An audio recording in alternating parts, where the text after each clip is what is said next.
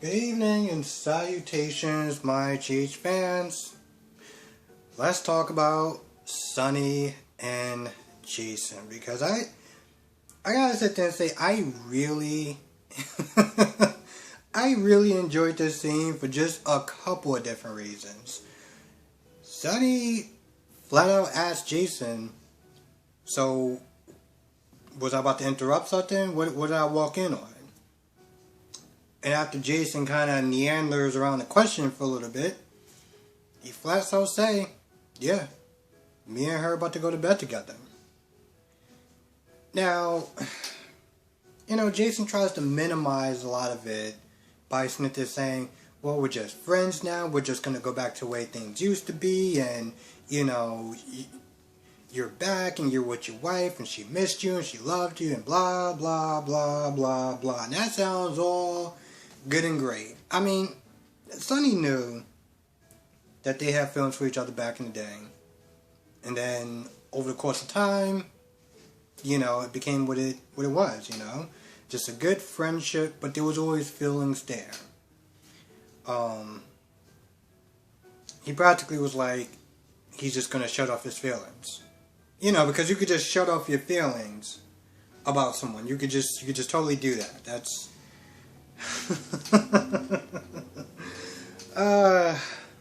you could just see the look on Sonny's face just getting angry. Getting angry. And it was weird too because it's like I feel like in a conversation like that, it's very easy to flip out on someone. Very easy to let your emotions get to control of you.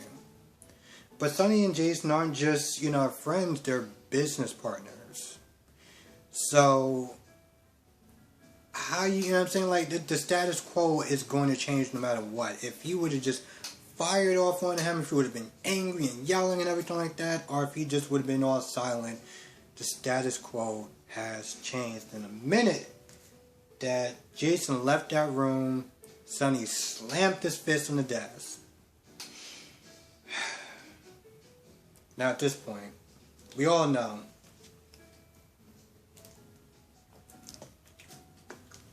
Sonny is one of my favorite characters, along with Jason. Sonny, whatever, my favorite character.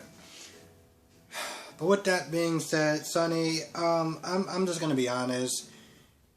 I get the anger and the emotion of you being angry at, Carly, your best friend, being in anything other than a friendship.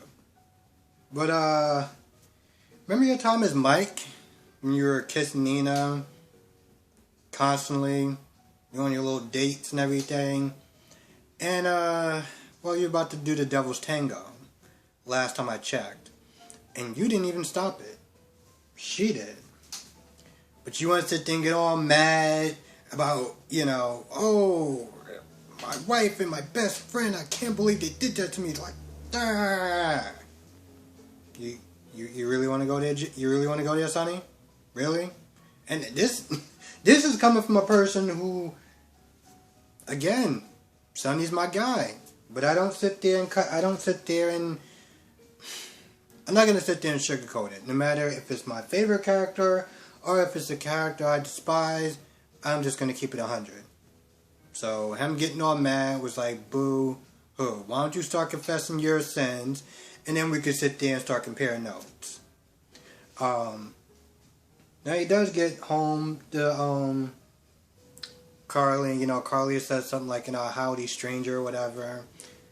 And I feel like we're going to get some more back and forth, We're going to get the whole, from Carly's point of view, and I really hope Sonny confesses of his time, what he did at Nixon Falls, so that I don't have to sit there and call him a full-blown hypocrite. I really don't want to do that, but I will if I have to. Oh, Brooklyn. I'm going to be honest. Is this even about, is her getting rid of Austin even about the secret anymore, because it seemed like it was long going about the whole secret with Bailey and everything like that, and it's just about ELQ. Now at this point, Brooklyn comes across as a selfish, entitled brat. And I'm so trying not to curse her out, because of how I even wrote my notes and I just started cursing it, and I was like, yeah, I can't say half of that. Nope, not gonna work. But now this is just coming across as her just being entitled. And I mean, you're going after this man's job, his career, his life work, simply because, oh no, you simply can't have any shares in my company or our company, blah blah blah blah blah. Like, you entitled?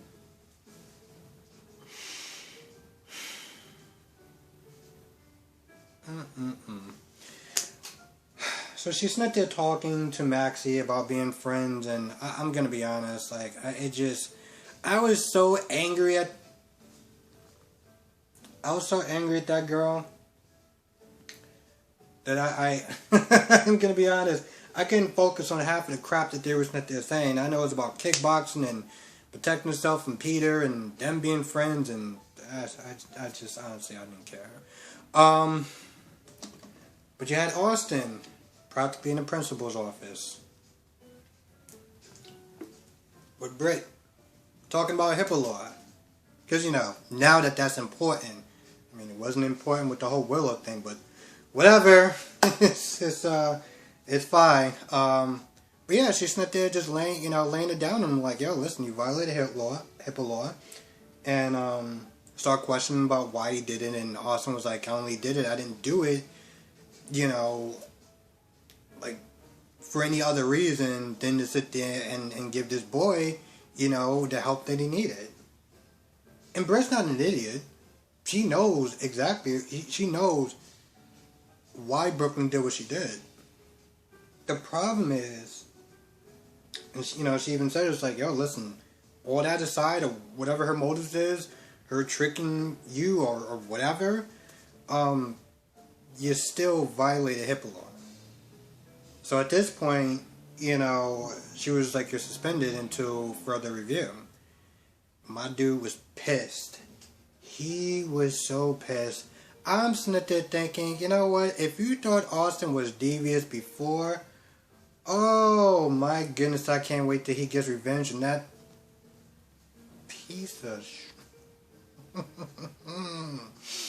I can't wait till he gets revenge on her. Oh my God, it's going to be so great. I really hope he does.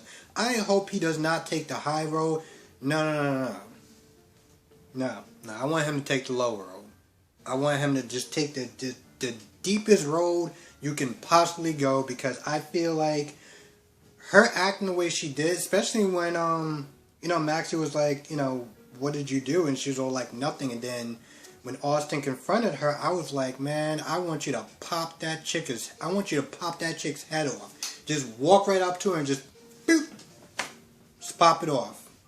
And of course, you know, Brooklyn, she lays her terms out like, you know, I can act like this whole thing, I'll just make this whole thing go away as long as you, you know, relinquish your rights or whatever. And of course, she was sitting there spouting off that crap to Maxie about, oh, and my grandfather, blah, blah, blah, blah, blah. At this point, I was like, shut the up. Like, I was so done with this chick at this point. So she lays out the groundwork, and she's like, yo, listen, you either got choice A or you got choice B. And Austin was like, yo, do what you got to do. And he walks away, and Maxie's like, are you serious? And she has that stupid, idiotic, dumbass look on her face when she's like, what? Like what did I do wrong? And I'm just not there thinking, is this chick on acid or something? Like, do you really not understand the gravity of the situation of what you did to this man, regardless of his quote unquote trying to, you know, get rights or whatever, the ELQ? I think this also partly bothers me because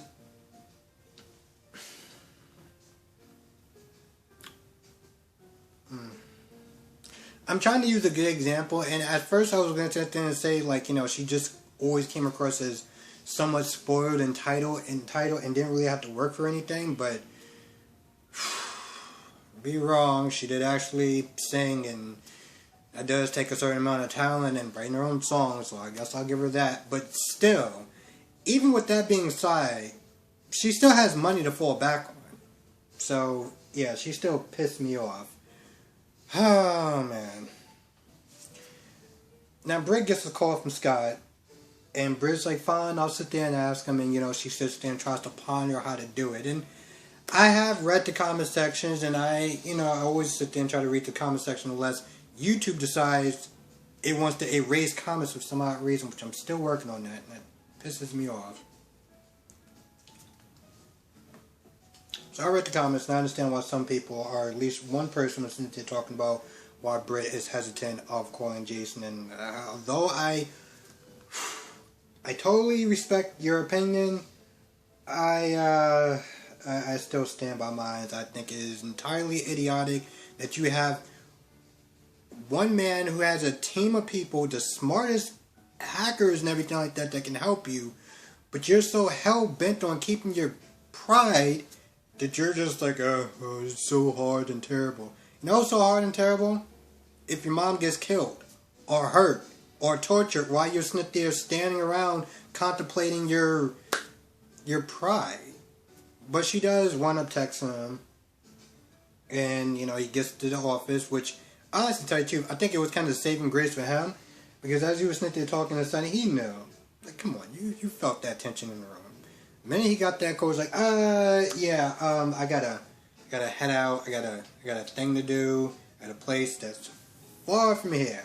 But let's be honest, he's not scared of Sonny. I love Sonny, but if it really comes down to who can take out who, I will put my money on Jason every day of the week. I gotta sit there and wonder, does anyone actually like the whole, the kids' stories? Like, Jocelyn. I know I say kids even though they're like 18, but they're not adults yet. Does anyone like their stories? Because I'm going to be honest, here's the thing. With Esmere, people sit there and say she spices it up and she brings give the character something to do. And that's true. But really? I mean, think about it. This chick walks in a police station, acts super entitled, and I'm like, okay, are you an idiot? On what planet do you think that you can just walk in a place, start acting super entitled, and expect people to sit there and bow down to your whims? And she's all upset with, that they're holding Spencer, and she's all like, oh, you're a Cassidy. I'm like, okay, whatever. Which is... Anyway. Jocelyn, Cam, and Trina are sitting there talking about Spencer. This, that, and the third. And then Carly tells them that, well, Spencer got arrested. Jocelyn stays behind. Trina and Cam gets there, and Esmere's all like, oh, you did this, and blah, blah, blah, blah, blah. At this point, I'm like, oh my goodness, I just can't wait to get these scenes over with. With this shirt, I almost feel like I'm doing a whole mic thing going on. Anyway, Jocelyn talks about how she practically laid the smackdown on Nina and just kind of just told her how she felt and just fired off on her. And Carly was like, listen, at the end of the day, you need to just sit there and let this go. You need to sit there and just go to school, hang out with your friends, and just really let this go. And that's when Jocelyn's like, yeah, like you, right? Because you clearly just let that whole thing go, right? Like, you know what? Every now and then, Jocelyn can surprise me and she can impress me. Every now and then. I'm going to be honest. Before Jocelyn really went to town on Nina, now, when she whooped her ass. Before then, I was kind of up in the air about the whole Jocelyn thing. Like, there was a lot of times I didn't really like her. After now, I was like, you know what? You earn my respect. And it's moments like that where it's like, okay, Jocelyn, I see you. Now,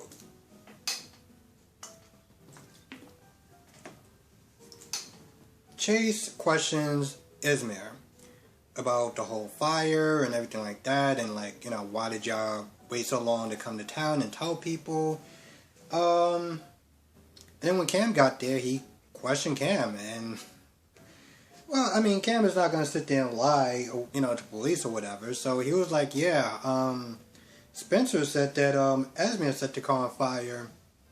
But, then Spencer, like, walked it back, and, with Spencer, you could just never tell. I'm like, is that your not-so-subtle way of trying to get out of the fact that you practically, you practically ratted out, Esme?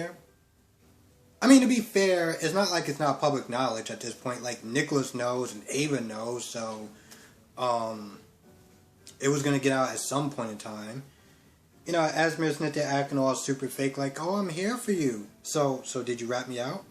No, I knew you wouldn't rat me out. It's just, I can only help you from the outside, I'm really there for you. I'm truly in your corner. I'm like, Spencer, you are a damn idiot. But, you know what? Honestly, tell you the truth, you come across as spoiled and entitled, so this is, power for the core for you at this point. After the whole Esme versus Trina thing, because, they go back and forth, and honestly, to tell you the truth, today I was just more interested in the adult stuff rather than the teen stuff.